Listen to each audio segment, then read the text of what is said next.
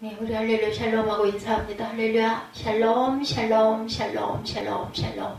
하나님 사랑합니다. 여러분 주 안에서 사랑합니다. 오늘 마가복음 마지막 장이죠. 16장 1절에서 8절 말씀이죠. The place where they laid them. 죽음학자의 최고권위자 예일대학교 셀리 케이건 교수는 죽음의 삶의 끝이다. 죽음을 이렇게 삶의 소멸이다. 이렇게 정의를 했습니다. 중요한 거는 학자들마다 이렇게 정의가 있죠. 삶의 끝이다, 삶의 소멸이다. 소멸이 되니까 끝이 나겠죠. 저는 그렇게 생각합니다. 하나님께서 성경을 통해 죽음은 삶의 끝도 아니고 삶의 소멸도 아니라고 말씀하시죠. 하나님께서는 죽음을 우리의 육체와 영혼이 분리되어 각자가 온 곳으로 돌아가는 것이다 라고 말씀하셨어요. 우리의 육체는 흙에서 나왔으니 어디로 돌아가요? 흙으로 돌아가고, 우리의 영혼은 하나님께 왔으니 하나님께로 돌아가는 것이 죽음이라고 하나님께서 말씀하십니다. 오늘 그 주신 말씀을 우리가 이해하기 위해서 이스라엘의 무덤에 대해서 문화와 또 어떤 그때 그 시대의 그런 모습들을 우리가 조금 좀 알고, 그래서 뭐 여러 가지 뭐 사파나 사진이나 그림이나 아니면 또 역사 탐방, 성지 순례해서 직접 가서 보고, 그리고 나서 우리가 그 이해하기도 하죠. 필요합니다. 그런 것들이. 사람이 죽으면 우리나라는 땅을 파고 매장을 하죠. 그러나 이스라엘은 매장을 하지 않죠. 예수님 시대에는 무덤을 쓰는 방법이 3가지였다고 그래요. 부자들은 돌관을 만들어서 무덤으로 사용했다고 그러죠. 예루살렘 동편의 감람산에 이런 무덤들이 많다고 합니다. 돌관을 아예 만들어서. 스가랴 14장 4절에 이런 부분들 꼭 필요하죠. 그날에 그의 발이 예루살렘 앞 곧 동편 감람산에 서실 것이요 라고 말씀에 기초를 하고 있어요. 메시아가 오시는 날 감람산에 오셔서 그곳으로부터 부활이 일어날 것이다 이렇게 믿었다라는 거죠. 둘째는 예루살렘 주변에는 석회암 자연 동굴들이 굉장히 많죠. 그 동굴 안에 시신을 안치를 하고 우리 사진으로 많이 봤죠. 그리고 셋째는 인위적으로 동굴을 판 무덤을 또한 만들었어요. 예수님이 묻힌 무덤이 바로 그런 무덤, 동굴을 파서 무덤을 만들었다라는 거죠. 새 무덤이다 이렇게 표현되어 있습니다. 마가복음 15장 46절에 요셉이 세마포를 사서 예수를 내려다가 그것으로 싸서 바위 속에 판 무덤에 넣고 넣어두고 돌을 굴려 무덤 문에 놓으매. 이런 거는 원어를 보면 더 이해가 정확하게 될 수가 있어요. 우리가 원어를 다 해석할 줄 몰라서 문제인데 방법 없죠. 주석이나 이런 부분들을 이용해서 잘 이해를 하면 좀 빨리 이해가 될 수 있습니다. 바위 속에 판 무덤에 넣어두고, 만약에 그 나라의 무덤을 우리가 이해를 못하고 들어가면 도대체 이게 무슨 말인가 할 수 있어요. 근데 그 시대에는 이렇게 바위 속에다가 무덤을 파서 그 속에 넣어두었다라는 거죠.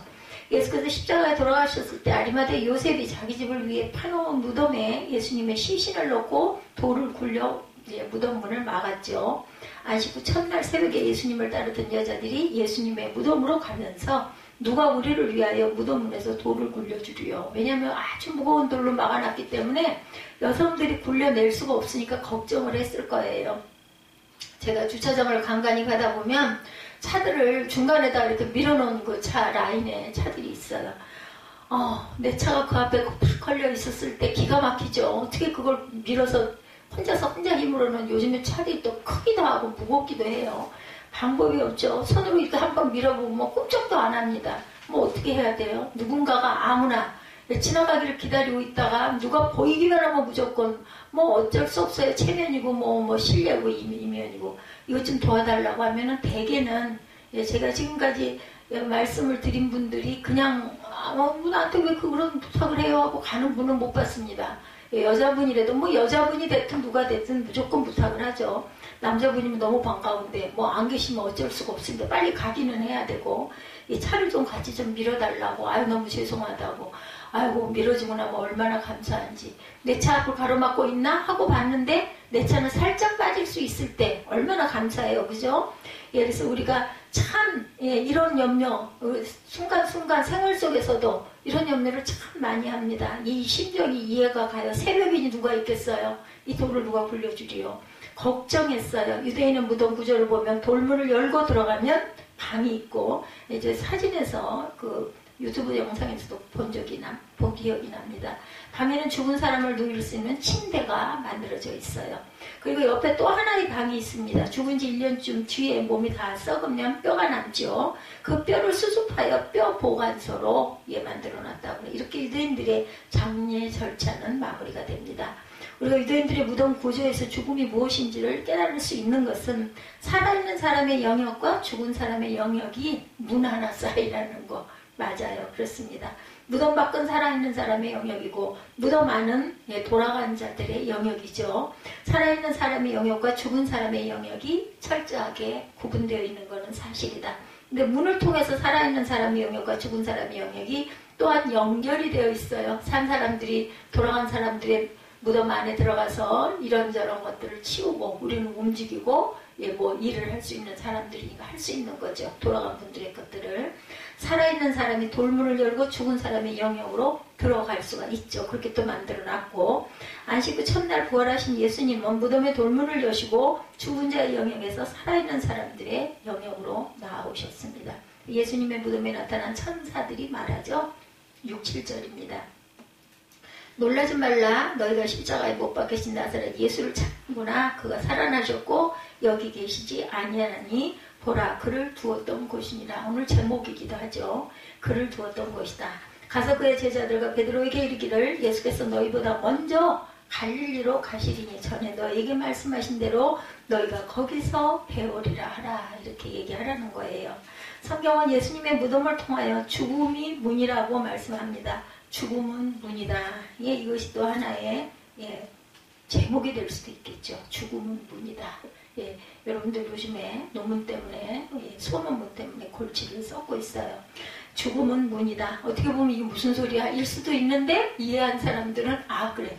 그래서 논문들 보면 되게 귀결이 그렇게 되죠. 이러므로 증거를 함으로 나는 이게 이렇다라고 생각한다. 본인의 이게 나의 마음이에요. 나는 이렇게 깨달았고 나는 이렇게 느꼈고 이렇게 감동을 받았다. 문은 이중적인 의미가 있습니다. 열림과 닫힘이죠. 두 가지의 의미를 갖고 있습니다. 문으로 들어갈 수 있고 문을 닫으면 차단을 시킬 수도 있는 것. 문은 여는 기능을 합니다. 열어서 연결하죠. 문을 열고 들어가고 나올 수 있다. 그러나 동시에 문을 닫으면 들어올 수가 없어요. 문은 닫아서 분리시키고 다른 공간이 되도록 합니다. 문을 닫아서 들어오지 못하도록 막기도 합니다. 전쟁 때 성문을 보면 아군은 열어서 들어오게 하고 적군은 막아서 들어오지 못하게 두 가지의 그 역할을 하고 있죠. 막기도 하고 들여보내기도 하고. 이것이 문의 이중적 기능입니다.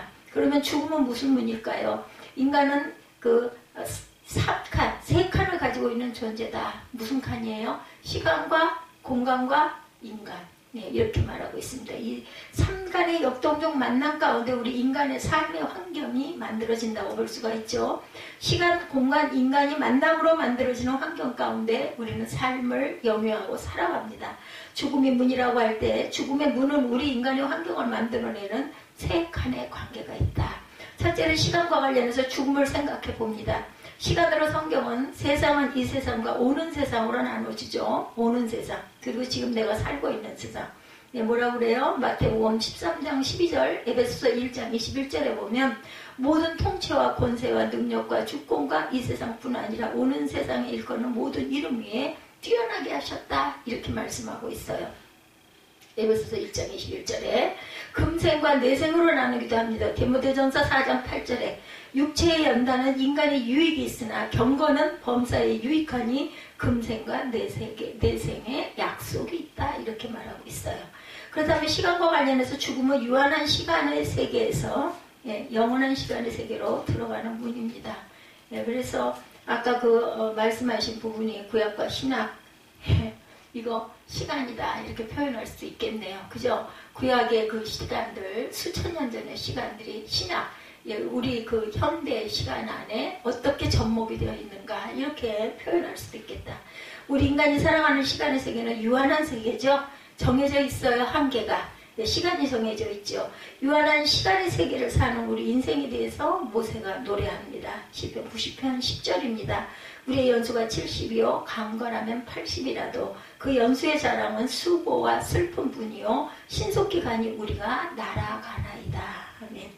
모세가 살던 시대보다는 오늘 우리의 수명이 좀 더 길어지기는 했어요.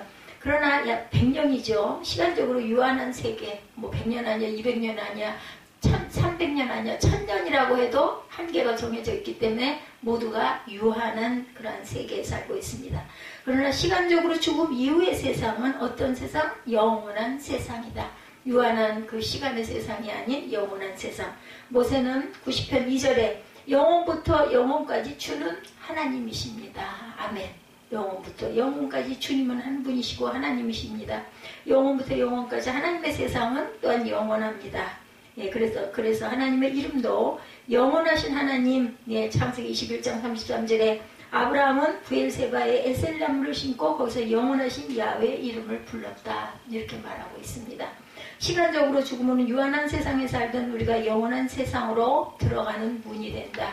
유한한 세상을 살던 우리가 죽음의 문을 열고 영원한 세상으로 들어간다면 죽음은 결코 나쁜 것이 아니에요. 두려움은 좀 있지만 왜냐하면 우리가 잘 모르니까 어쩔지 알 수가 없으니까 많은 증거를 보고 있고 믿고 있긴 하면서도 불안한 건 사실이에요. 그 순간 얼마나 무서울까. 넘어가는 순간 그 문이 너무나 큰 문이고 너무나 높은 문이고 너무나 내가 잘 모르는 문이기 때문에 수천 번 성경을 보고 설교를 듣고 말씀을 증거하고 기도를 하고 했지만 내가 정말 모르는 미지의 세계이기 때문에 두려움이 있다라는 거죠.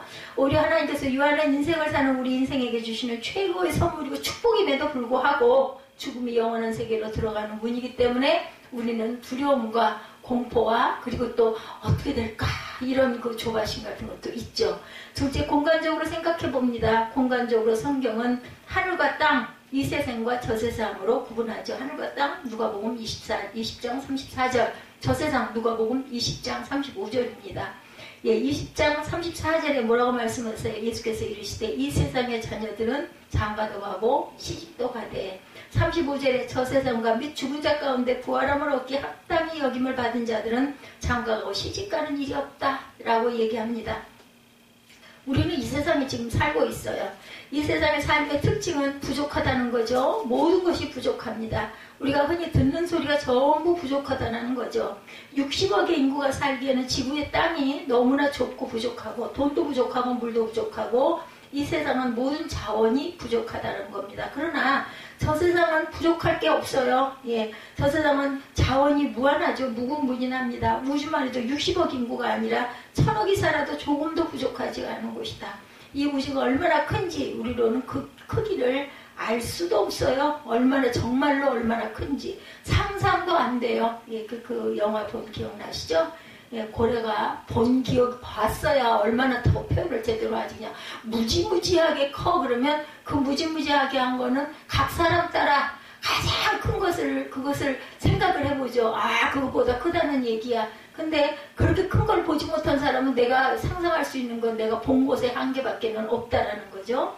이 우주도 그렇게 큰데 하늘나라는 얼마나 무한하겠는가. 예, 바다를 먹물 삼아 우리 찬송도 있죠. 예, 정말 그 두루마리 어떻게 우리가 그걸 다 헤아릴 수 있겠는가. 하늘나라는 얼마나 또 아름답겠는가. 성경은 하늘나라의 아름다움을 표현할 길이 없으니 온갖 보석으로 말하죠. 바울은 그 하늘나라를 보고 왔어요. 빌립보서 1장 23절에 그 하늘나라가 너무 아름답고 좋아서 그 나라에 가고 싶다고 말합니다. 이는 내가 사는 것이 그리스도니 죽는 것도 유익함이라. 그러나 만일 육신으로 사는 이것이 내일의 열매일진데 무엇을 택하여야 하는지 나는 알지 못하노라. 23절에 내가 그들 사이에 끼었으니 차라리 세상을 떠나 그리스도 함께 있는 것이 훨씬 더 좋은 일이라 그렇게 하고 싶으나 내가 육신으로 있는 것이 너희를 위하여 유익함이라. 아직까지는 내가 있어야 너희를 내가 잘 이끌고 너희를 잘 내가 들려주고 싶은 말을 많이 들려줄 수 있기 때문에 아직은 내가 있는 것이 너희에게 유익이다. 이렇게 고백하고 있습니다. 빌립보서 21장 21절부터 23절의 말씀입니다.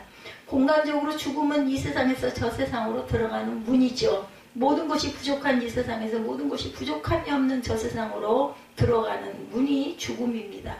우리가 이 세상에서 고난당하는 이유는 모든 것이 부족하기 때문이다. 근데 저 세상은 모든 것에 부족함이 없으니 고난이 없는 곳이죠. 우리는 죽음의 문으로 모든 것이 부족함이 없어서 고난이 없는 저 세상으로 우리가 들어가게 됩니다. 그래서 죽음은 결코 나쁜 것이 아니고 하나님의 축복이고 선물이라는 것. 그런데 두렵고 떨림으로 고대하는 것이기도 합니다. 셋째는 인간적 차원에서 세상을 나누어 보면 인간의 세계와 하나님의 세계가 있죠. 인간 세계의 특징은 모든 것이 부족해서 고난이 있습니다. 그 부족과 고난의 절정이 뭐예요? 죽음이죠.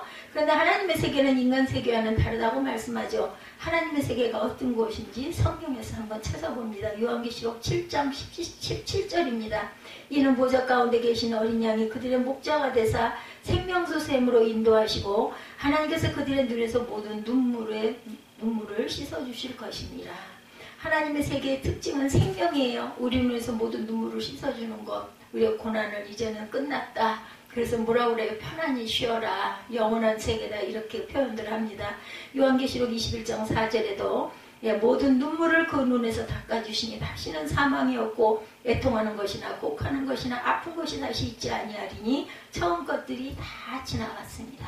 이제 고통은 끝났다. 네가 여기 왔으니 너는 영원히 쉬거라. 근데 그런 얘기들도 많이 해요. 그래도 이생이 낫다 이런 얘기들을 많이 하죠. 이렇게 고난스럽고 이렇게 아프기도 하고 이렇게 또 아픈 게 낫기도 하고 이런 희노애락이 있는 것이 정말로 더 오히려 낫다는 거죠. 정말 아무 고통도 없고 일할 필요도 없고 모든 게 다 좋은 그곳에서는 내가 그렇게 기쁨을 느끼기가 너무 기뻐서 항상 기쁘니까 어렵다라는 그런 표현이기도 합니다. 아이러니로 느껴지겠지만 이해할 수 있을 것 같습니다. 인간 세계에 있는 모든 고난과 고통이 없는 세계가 바로 하나님의 세계다. 죽음은 인간 세계에서 하나님의 세계로 들어가는 문이에요. 문. 네. 인간 세계와 하나님의 세계는 비교할 수 없는 세계, 차원이 다른 세계입니다. 낮은 곳에서 높은 곳으로 죽음의 문을 통해서 꼭 그것을 통과해야만 들어갈 수 있는 곳. 그렇다면 죽음은 결코 나쁜 것이냐 슬픈 것이냐 그런 것들이 아니라 하나님의 축복이고 가장 좋은 선물이라는 거예요.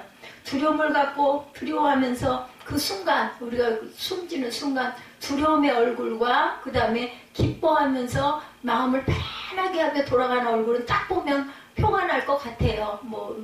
돌아간 죽음을 제가 많이 보지는 않았지만 맞아요. 평안한 얼굴을 보면 정말 은혜가 되더라고요. 저희 어머니 돌아가셨을 때 그 모습을 제가 잊을 수가 없습니다. 정말 평안한 똑같은 죽음이었었는데 그 이후에 돌아가신 아버지의 모습은 아주 고통으로 일그러져 있는 모습을 보면서 너무나 마음이 안타까웠어요. 똑같은 죽음을 그걸 누가 알았겠습니까? 아무도 본인도 그리고 본인이 그러고 싶다고 해서 되는 게 아니거든요. 그런데 그렇게 다른 부부로 사셨는데도 한 분 한 분이 다른 두 분이 다 똑같이 그렇게 평안한 모습이고 아주 은혜스러운 모습이었으면 얼마나 좋았겠어요. 근데 한 분은 예수를 믿으셨고 한 분은 예수를 안 믿으셨어요. 그래서 본 것도 아니고 그 마음을 갖고 본 것도 아니지만 결과는 그랬습니다. 오늘 하나님께서 죽음을 문이라고 이렇게 표현하고 계세요. 시간적으로는 이 세상에 오는 세상으로 가는 문, 공간적으로는 이 세상에서 저 세상으로 들어가는 문입니다. 인간적으로는 인간의 세계에서 하나님의 세계로 들어가는 문이죠. 예수님도 십자가에 돌아가셔서 그 죽음의 문을 통하여 오는 세상으로 저 세상으로 하나님의 세계로 들어가셨습니다. 그런데 예수님은 3일 만에 죽음의 문을 여시고 이 세상 인간 세상으로 오셨어요. 왜 그러셨을까요? 얼마나 염려가 되고 못 믿어오면 들어가셨다가 다시 또 세상 가운데 나오셨을까요? 그렇죠? 예수께서 죽음의 문을 밀고 하나님의 세계로 들어가셨다가 3일 만에 죽음의 문을 거꾸로 열고 들어오심으로 문은 새로운 의미를 갖게 되었습니다.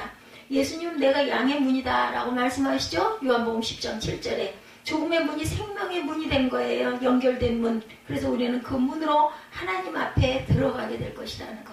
우리는 그 문으로 천국에 들어가게 될 것입니다.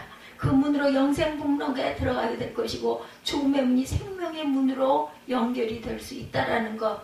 특권이 있는 저와 여러분들 예수를 믿고 죽은 자 가운데서 다시 부활하신 예수님의 자녀인 저와 여러분들은 특권을 받았어요. 다시 죽음의 문을 열고 생명의 문으로 들어갈 수 있는 예수님의 죽음의 문을 생명의 문으로 만드셨기 때문입니다. 우리가 죽음의 문을 열면 생명이 열립니다. 이것이 죽음의 신비라는 것. 우리는 그 특권을 가진 하나님의 자녀들이라는 것. 우리를 사랑하신 하나님께서 예수님을 통하여 그 신비를 은총으로 우리에게 허락하셨습니다. 요한계시록 3장 7절에 예수님이 말씀하시죠. 거룩하고 진실하사 다윗의 열쇠를 가지신 이고 열면 닫을 사람이었고 닫으면 열 사람이 없는 분이다. 이렇게 증거합니다.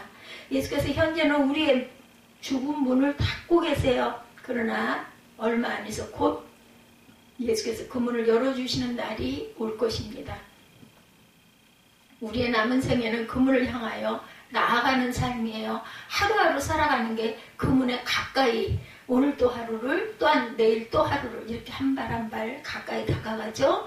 뒤돌아보면 후회밖에 없는 우리의 삶, 예수께서 죽음의 문을 여는 그날까지 남은 날 동안 잘 살 수 있기를, 어떻게 잘 살 수 있기를, 은혜 가운데 잘 살아가는 저와 여러분들이 되시기를 주님의 이름으로 축복합니다. 마가복음 16장을 마치면서 우리가 통과 꼭 해야 할 죽음의 문, 그 문이 바로 생명의 문으로 연결되게 해주신 예수 그리스도의 은혜와 사랑을 오늘도 잊지 않고 10월의 마지막 하루하루를 내일까지가 있죠. 그래서 주님의 은혜로 이 한 달도 잘 살아왔습니다. 감사밖에 없는 것 같더라고요. 삶이 어떤 어려운 공고한 일이 있다 할지라도 그것도 또 당연히 해결될 것을 알고 우리는 또 그걸 위해서 열심히 집중을 하고 노력을 하고 애를 쓰죠. 결국은 그건 또한 이루어집니다. 그것을 알고 있어요. 문제가 해결이 되지 않는 문제는 하나도 없습니다.